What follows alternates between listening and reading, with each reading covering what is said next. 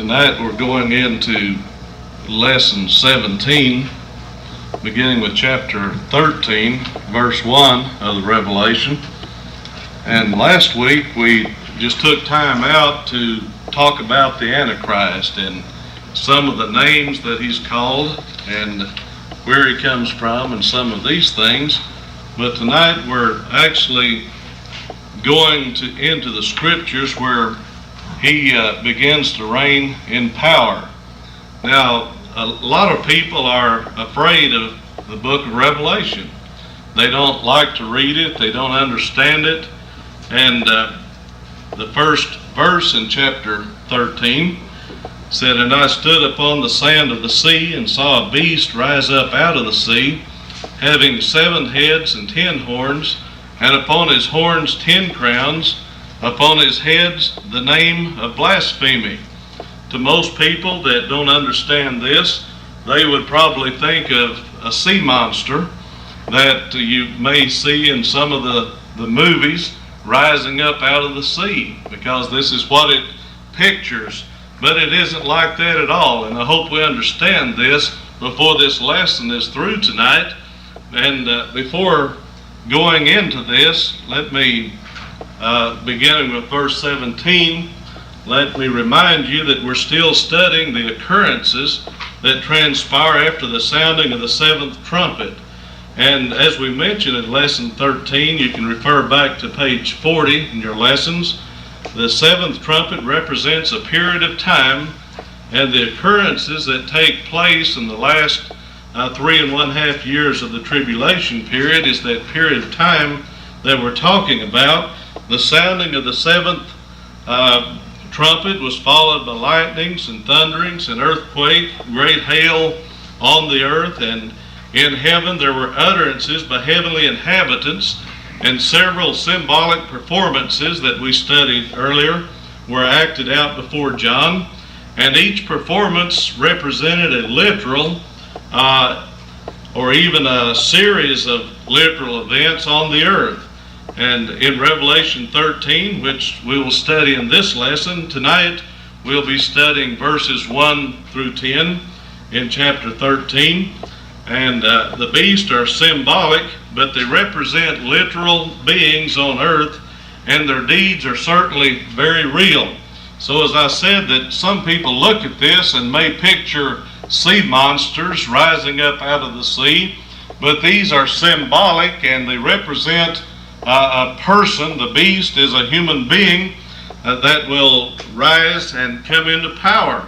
And so really this isn't that hard to understand when we study this and see what the symbols represent. And he said, "I stood upon the sand," this was John talking, said, "I stood upon the sand of the sea and saw a beast rise up out of the sea, having 7 heads and 10 horns, and upon his horns 10 crowns, upon his heads the name of blasphemy." As John said, "I stood upon the sand of the sea," the sea that we talk about here in Scripture, seas sometimes represent people. And so here we're talking about a man, a human being, that was born just like you and I, a man that grew up and began to rise in power. And this is the same man that we've studied about that began to rise in power at the beginning of the tribulation week, who we call the Antichrist. And it represents people in this passage.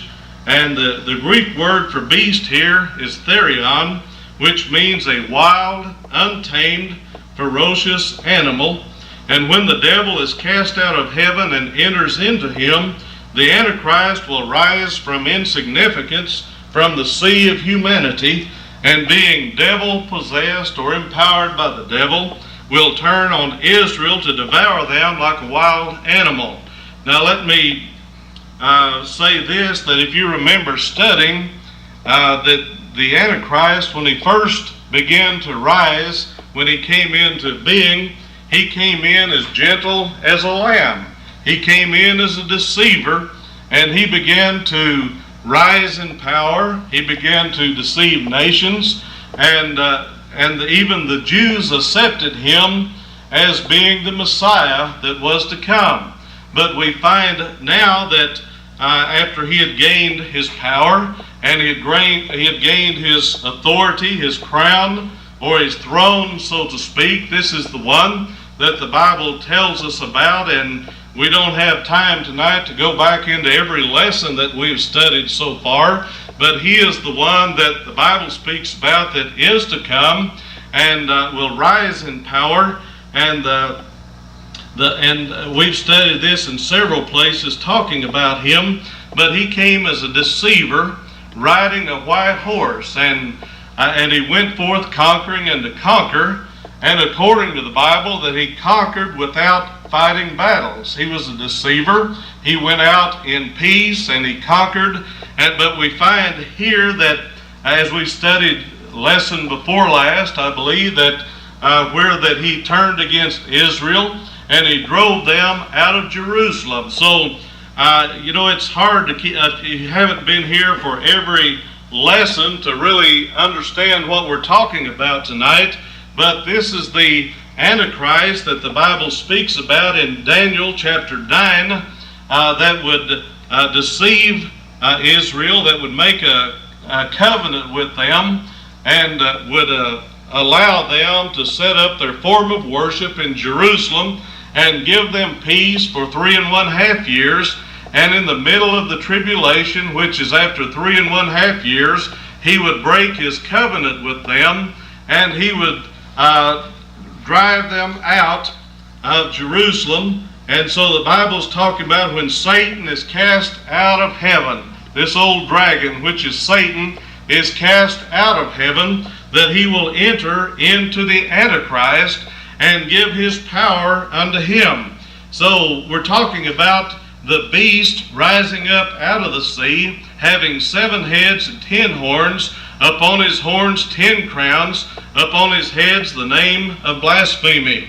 Of course, there's some things that we need to realize about this, that this beast that he's talking about will be a man, and he will rise out of the sea of humanity, not a literal sea such as the Mediterranean Sea or Atlantic Ocean or Pacific Ocean or anything like this, but it will be the sea of humanity. He will come up out of the people, and he will become ruler of the territory of the 7 kingdoms symbolized by the 7 heads. He will become ruler of the 10 kingdoms that are yet to be formed inside the old Roman Empire territory.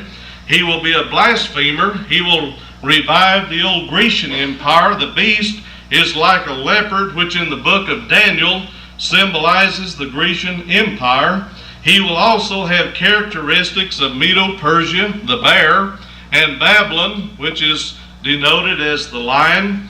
He'll receive his power, throne, and great authority direct from Satan, and he will not be assassinated and resurrected from the dead as taught by some.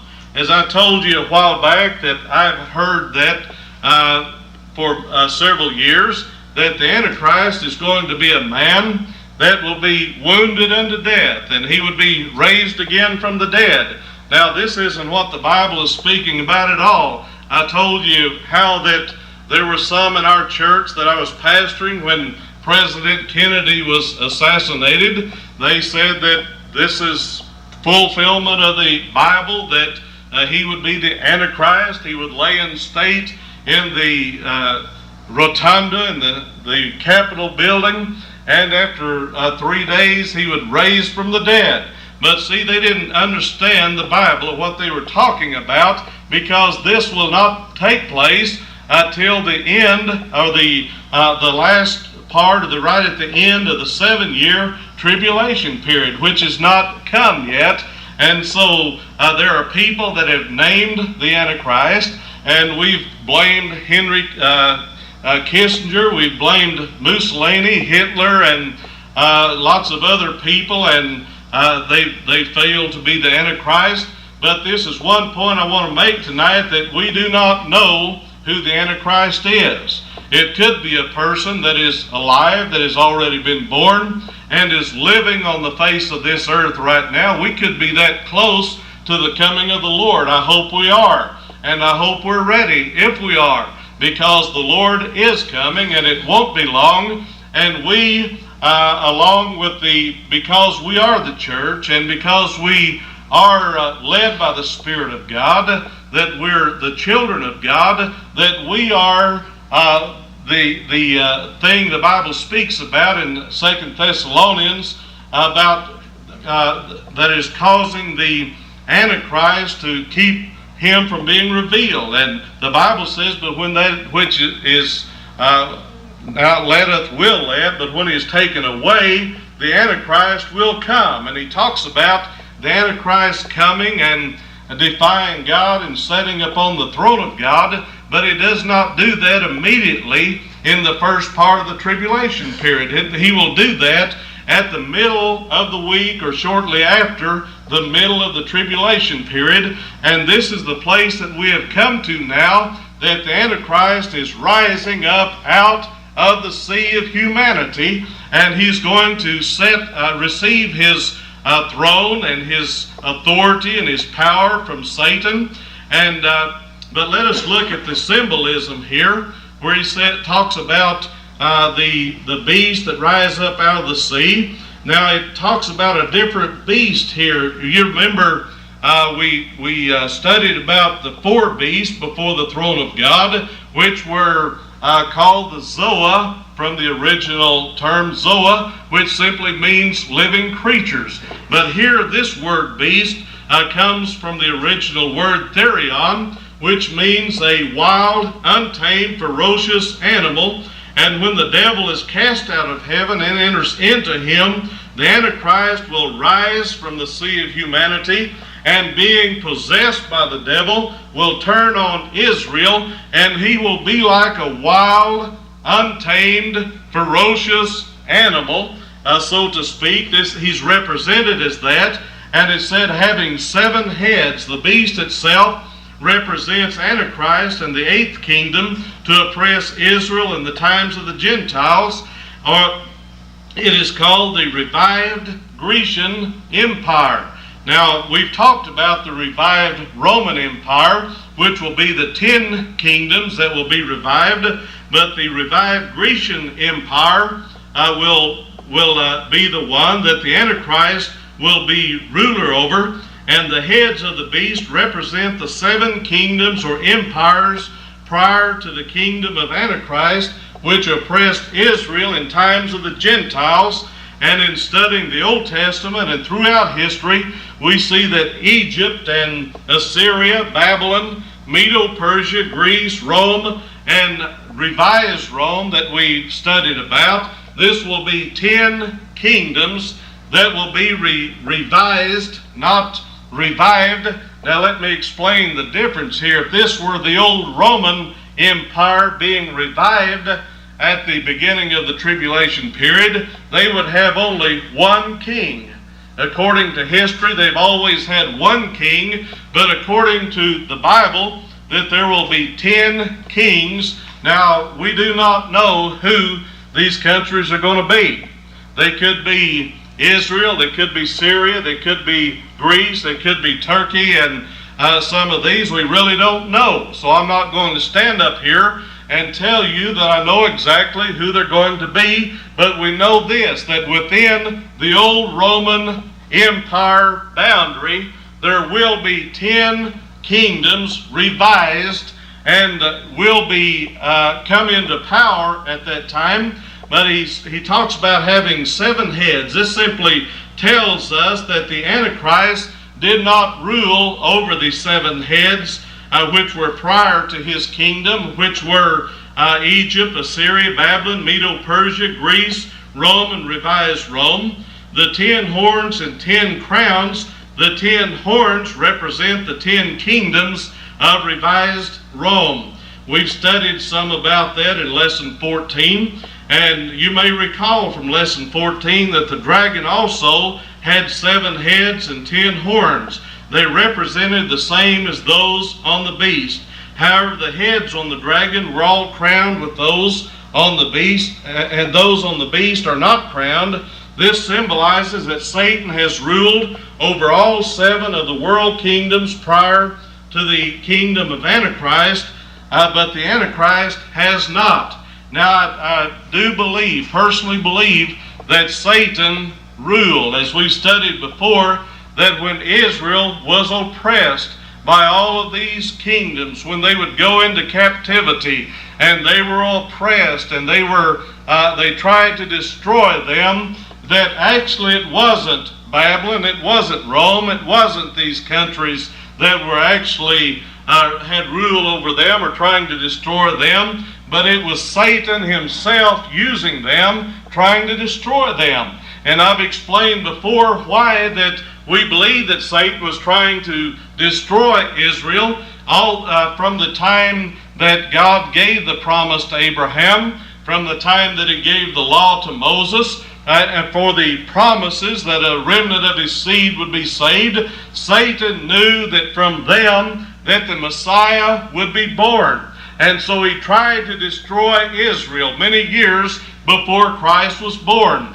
But the Bible tells us that he did not destroy Israel. Every time they got into trouble, every time they had battles, even though many of them were destroyed, many of them that God destroyed in the wilderness because they murmured and complained, many of them were destroyed in battles because they murmured against God and rebelled against God and turned away from God.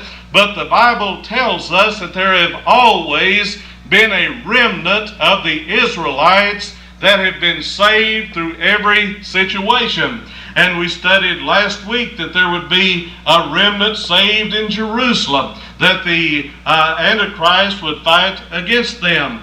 And so he talks about having 10 horns and 10 crowns. The 10 horns represent the 10 kingdoms of revised Rome. And the heads on the dragon were all crowned, while those on the beast are not. But this symbolizes that Satan ruled over all 7 of the world kingdoms that we just talked about.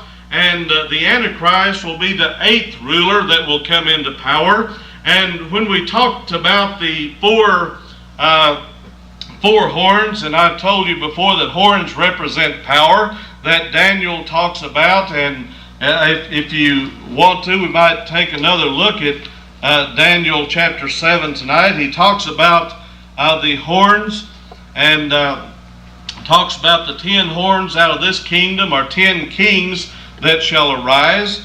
And then he said, and another shall rise after them, and he shall be diverse from the first. I'm reading from Daniel chapter 7, beginning with verse 24. And he said, and another shall rise after them, and he shall be diverse, which means different from the first, and he shall subdue 3 kings. So this is why that we're talking about 7 heads, because 3 of these, the Antichrist was one of the heads, and he subdued or conquered 3 of these other heads. And so we find that the other 7, I believe they're led by the Spirit of God, and they submit themselves or yield themselves and surrender to the Antichrist, and the Antichrist becomes ruler over all 10 kingdoms of the revised Roman Empire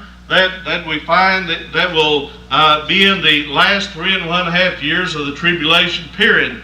Or he will rise to complete power at the middle of the week. And so it tells us here that this symbolizes that Satan ruled over the 7. You know, there's a difference here between Satan and the Antichrist. The old Roman Empire rulers were led by Satan, and they tried to annihilate the Jews and destroy Israel. But here we find that Satan has given his power to the Antichrist. Let's read a little bit farther. And he talks about, and the beast which I saw was like unto a leopard, and his feet as the feet of a bear, his mouth as the mouth of a lion.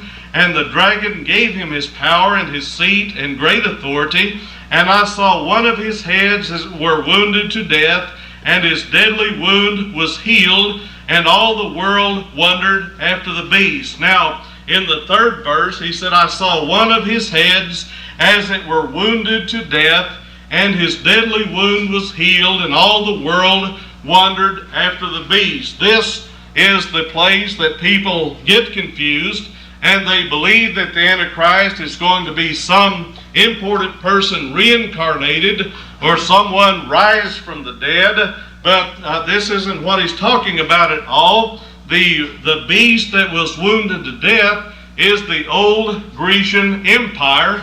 They were conquered, they were overcome by the Romans, and therefore they were wounded to death. And they are revised, or they live again when the Antichrist becomes their ruler. And so, as we've talked before, that out of the Grecian, the Syrian part of the Grecian, old revised Grecian Empire, that the Antichrist will rise, and he will begin to rule from there. And we've studied most of this before. I'm just hitting some highlights as I go along.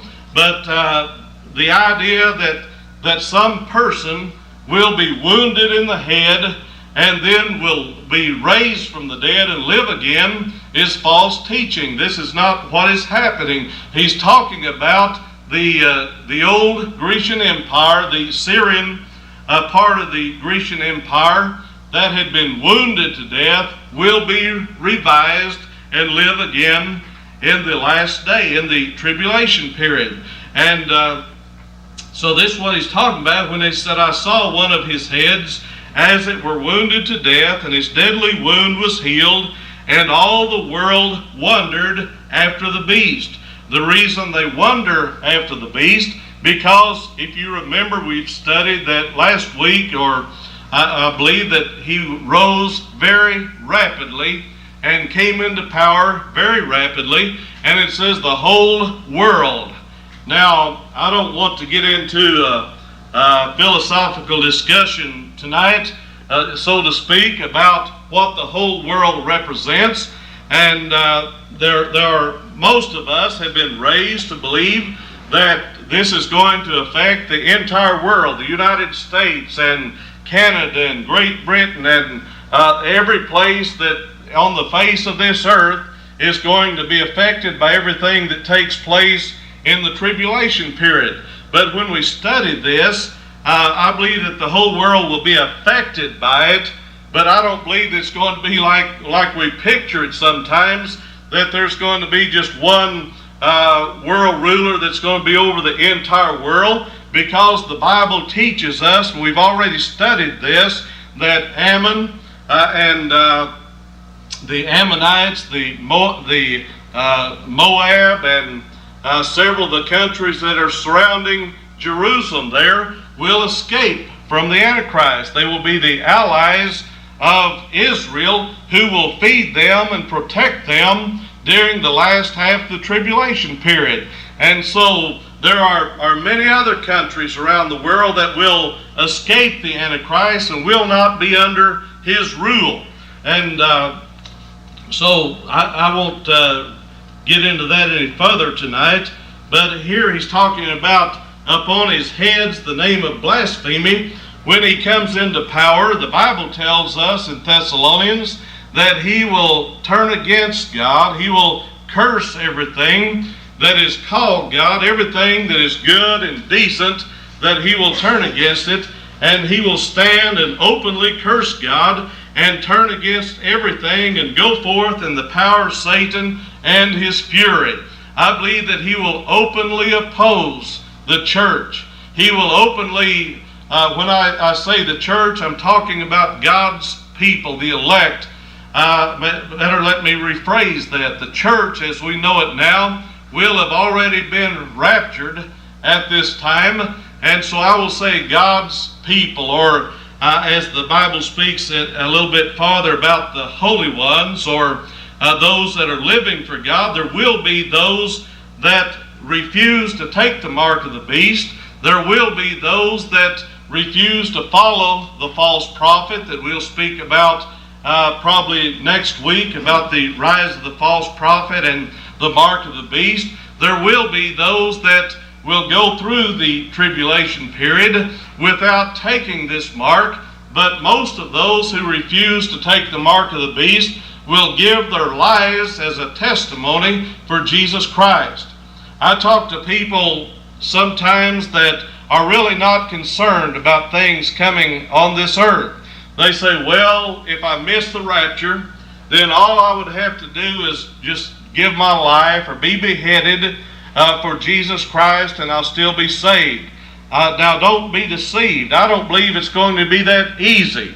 I've said this a lot of times. If you cannot live for God today, while we are living in a land of plenty, we have food, we have drink, we have a place to live, we have almost anything that our heart desires. If we can't live for God today, why do you think that you can live for God under great oppression of the Antichrist? I don't believe it will be that easy. And the Bible tells us that there will be those who are sealed, who will not take the mark of the Antichrist, but who have the seal of God in their foreheads.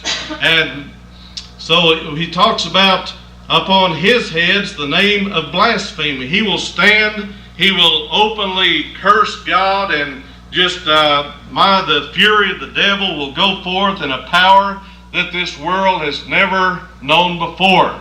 No wonder he said, for the inhabitants, woe to the inhabitants of the earth, when Satan was cast out. So it's not going to be a good time to be here.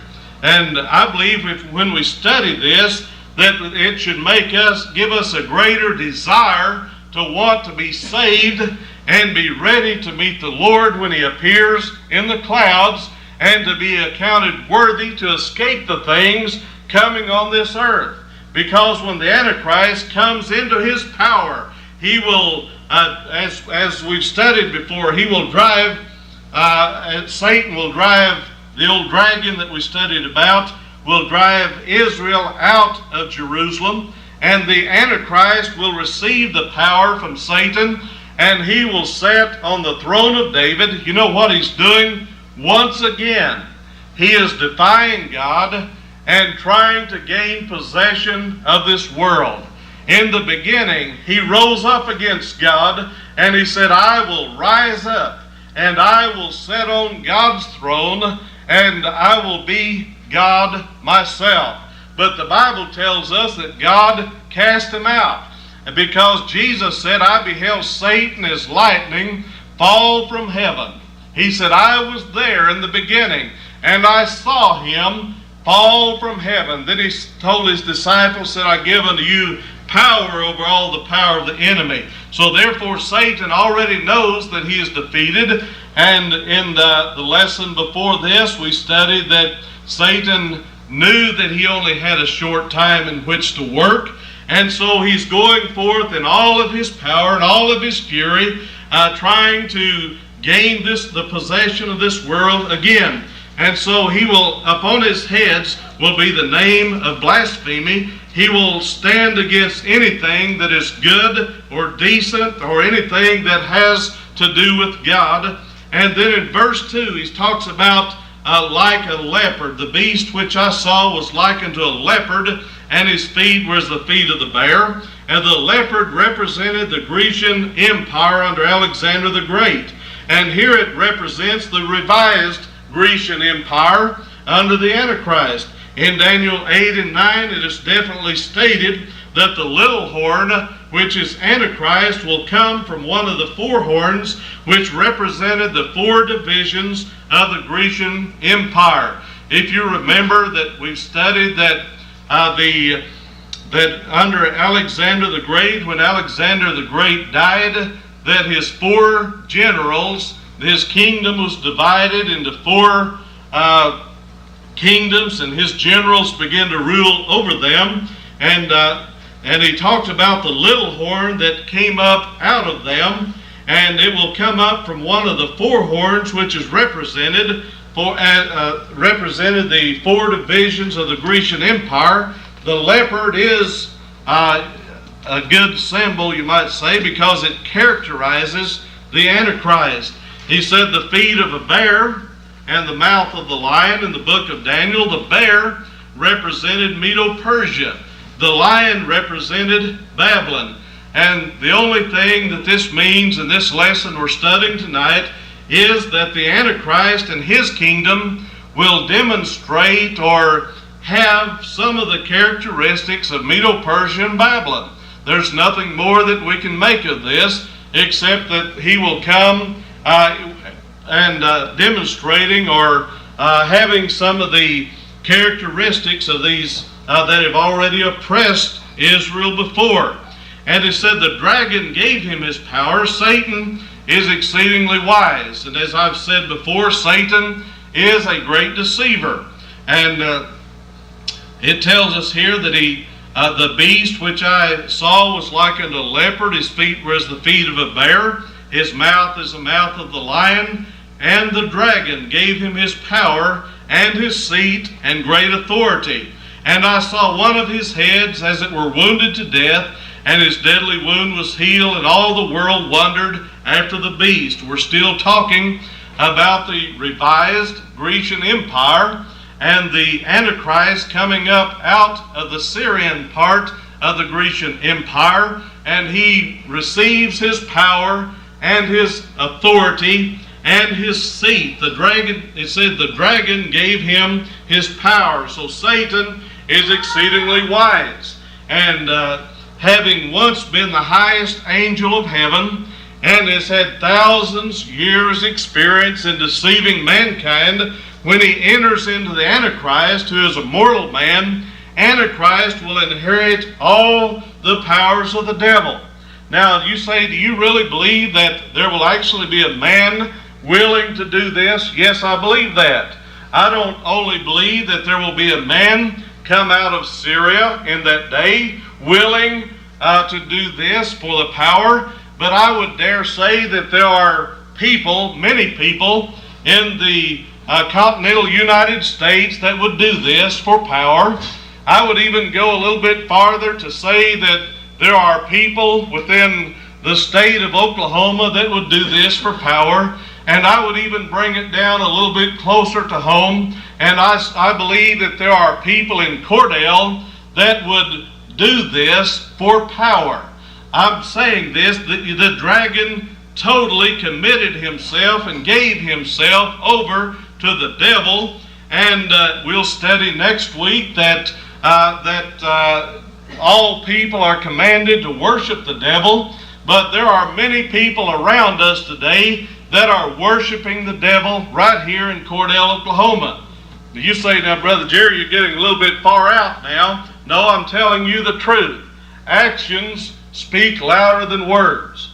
We may not have a devil worshipers church where people go and bow down and say, Satan, I worship you and I'll obey you and all of this. But there are people that are doing things under the influence of the devil, that they are actually worshiping the devil without going around saying that I worship the devil, but by the very deeds that they do. Did you know this very United States, I believe that God is pouring out his wrath because of the AIDS and things that are coming upon this land, a disease that the doctors cannot find a cure for. I believe that God is tired of people transgressing his laws, and this started among the gay people, and you know, I'm utterly opposed to the gay movement. I would stand on national TV if I had the opportunity and tell the whole world that homosexualism, that the gay people are of the devil, they have nothing to do with God. Yet many churches in the United States are ordaining gay ministers and letting them stand behind the pulpits and preach the gospel. I say it's a stench in the nostrils of God. I say that God is opposed to this. God is not pleased with it. So I'll get back to my subject. The dragon gave him his power. And yes, there are people in Cordell that would do anything if they could gain the power. Now, I've met some of them in some of the business that I've been in law enforcement. I've met some people that I believe sincerely would do anything that Satan wanted them to do, simply for the power, the prestige, the authority that they would receive from this. And so when he enters into the Antichrist, who is a mortal man, the Antichrist will inherit all the power of the devil. And it said, and his seat and great authority. The Greek word that is here translated seat means his throne or his kingdom. This doesn't mean that Satan actually gives up his kingdom, but that it means that with his authority, that he will seat him upon his throne and give him all of his power, that this would be one more strike against God, against religion, against the people of God. And the Bible said the world wondered at the beast. He will come into power so suddenly, and with Satan's power to deceive, the whole world will be awed by his apparent genius. I believe that newspapers will be filled with articles of the great feats that he performs in that day. I believe that television cameras will follow him around just to show the world the things that he's doing. The Bible tells us that he will have power to call fire from heaven. He will have power to perform miracles. And he will come as a great deceiver. And the whole world will wonder after him. And he will come into power so suddenly. And he will overcome the other three divisions of the Grecian Empire. And he will go out to fight against nations. He will conquer nations. These nations will submit to him and will let him become their ruler. And so men will actually be so deceived that they will worship the devil and the Antichrist. They will be afraid not to worship him because they will say, who is like unto the beast, and who is able to make war against him? You know, when people become afraid, it would be much like David, the armies of Israel, when Goliath withstood them, and David went down, and he said, who is this uncircumcised Philistine that dares to defy the armies of the living God? He didn't say the armies of Israel. He said, who is this uncircumcised Philistine who dares to defy the armies of the living God? He said, just give me a shot at him with my slingshot and I'll take care of this problem.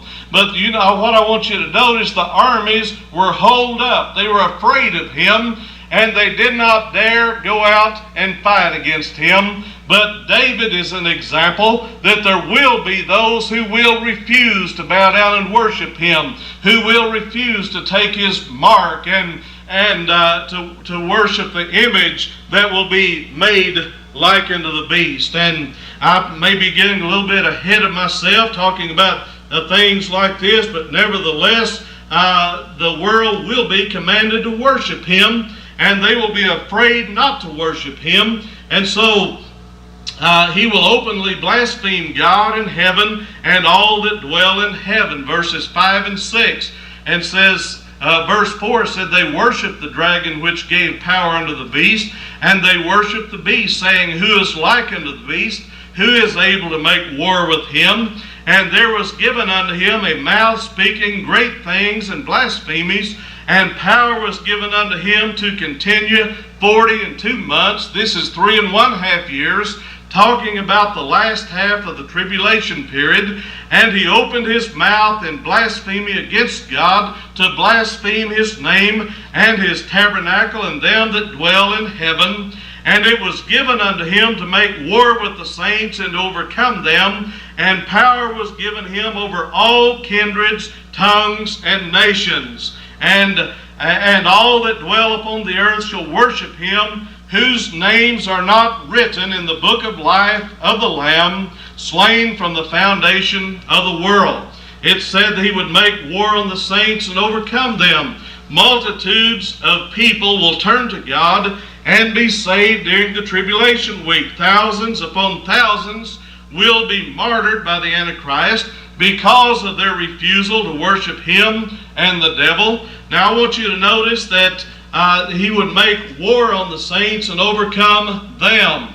This is when he comes into his power at the middle of the tribulation period. One of the questions on your test at the end of this lesson makes the statement that does the Antichrist overcome the saints at the Battle of Armageddon? Don't let that throw you. So I thought I would mention that right now, because this is not the Battle of Armageddon that we're talking about. He will overcome saints at the middle of the week, and many of them will be martyred and give their life as a testimony for Jesus Christ. The Battle of Armageddon will take place after the second coming of Jesus Christ, when he returns with his angels and 10,000s of his saints, and the devil makes war against him. So that's not what that question is talking about. So it said he will have power over all kindreds and tongues and people. This does not mean that Antichrist will become a worldwide dictator,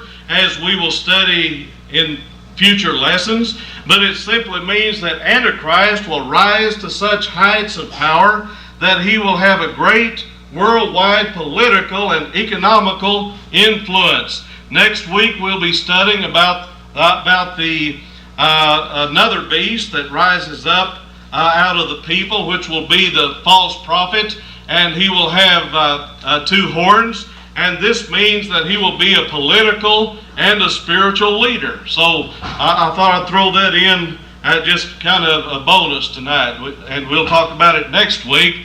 But when he talks about beginning in verse 11, I beheld another beast coming up out of the earth, and he had 2 horns like a lamb. He spake as a dragon. This means that he will be the spiritual leader, or the head of the church, so to speak, in that day, and he will be called the false prophet. But I'm getting into next week's lesson, and I don't have time to do that. Time is running out tonight. But the Antichrist will have unsaved people all over the world worshiping him. However, those whose names are written in the Lamb's book of life will not be deceived. This verse exhorts all who long for understanding of spiritual things to pay attention to the advice in verse 9, to the advice given in 10. This is something that we've read over and over again since we started studying the Revelation, where he said, if any man have an ear, let him hear.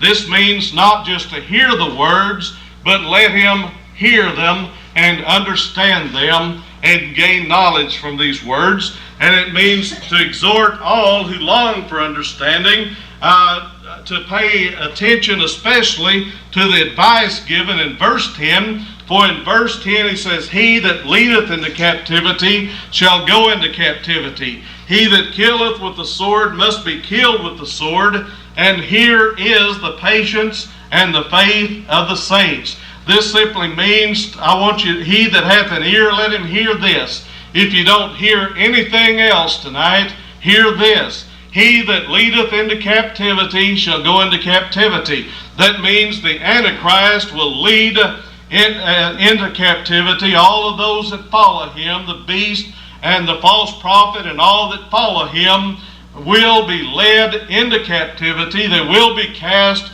into the lake of fire in the future. And he said, he that killeth with the sword must be killed with the sword. But I want you to notice that means if you kill with the sword, you'll be killed. But he said, here is the patience and the faith of the saints. What he is saying here, he said, here now is the conclusion, or here is the outcome of the perseverance of the saints. What he's saying is don't give up. He's saying don't give up whatever you do. He said because here is the patience and the faith of the saints. He said if you don't give up, that you will win, that you'll make it to the other side. So he that hath an ear, let him hear. He that leadeth into captivity shall go into captivity. He that killeth with the sword must be killed with the sword. And here is the patience and the faith of the saints. Don't give up is what he's saying. Keep your eyes upon Jesus. Keep your eye upon heaven, and you will make it. Next week, read the remainder of chapter 13. We'll be going into that, and we'll be talking about the false prophet. And I believe Sister Miller asked me a while back, when does the false prophet come into this picture? And well, we're just about there. And we always talk about the beast and the false prophet when we talk about prophecy in the last days. So we're just about to get them all there. And there's a lot of things, well, we've covered quite a bit of material so far, but there's still a lot of material to cover in the future. So we've still got a few more weeks left before we finish, and I still need your prayers real bad.